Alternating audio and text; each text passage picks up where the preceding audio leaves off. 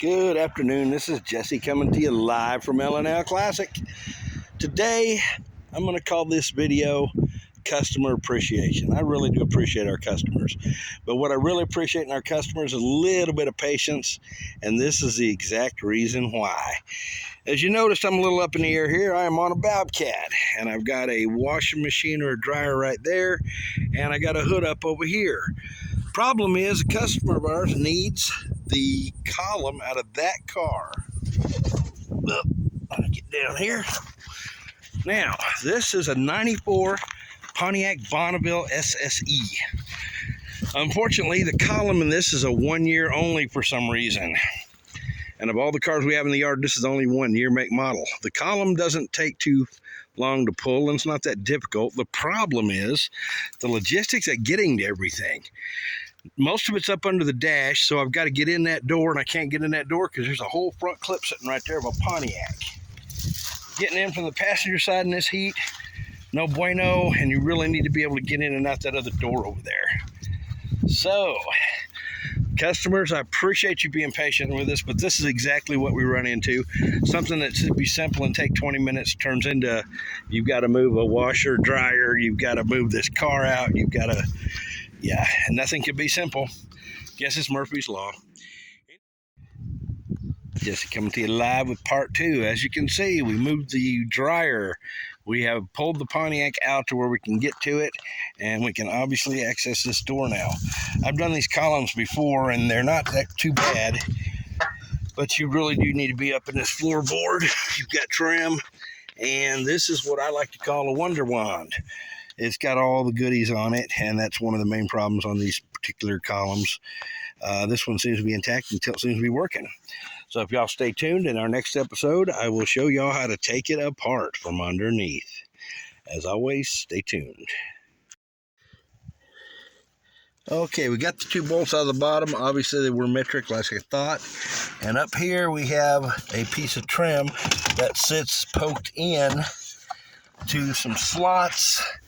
And that pops out. Like so. This one's already cracked, so it ain't no big deal, but there's 2 more hidden screws, if you notice, right up in there. Boom. Anyways, stay tuned. Okay, we got most of the stuff out of the way, but we did have this one shield here with all this wiring. Notice there was a couple small metric bolts up here, and then they got these funky looking clips right in there. I don't know if you can see or not. We're going to put a pair of pliers on that and make it happen. Here's a nut. You take that nut loose right there. You have bolt holding here, here, here, and here, and everything will drop down. I find sometimes it's easier to leave all the wiring hooked up and then drop it down. That way you can get things a little easier.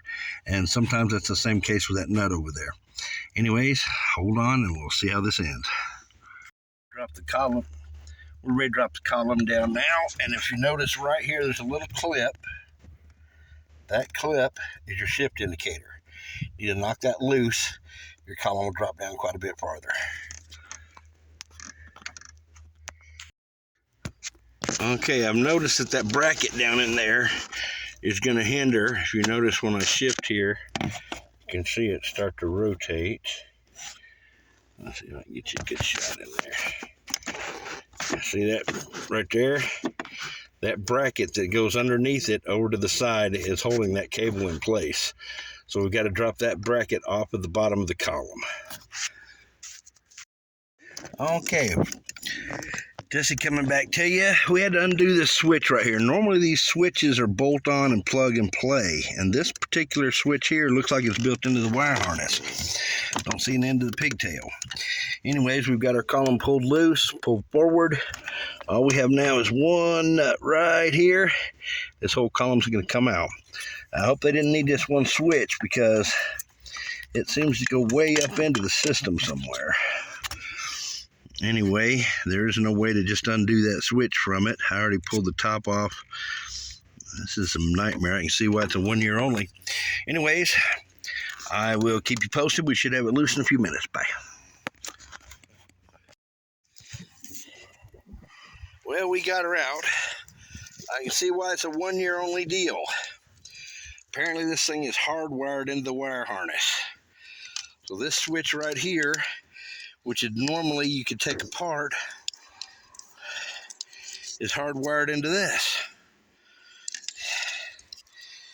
So basically they got the whole column. I don't know what this one was. I do know what that one was.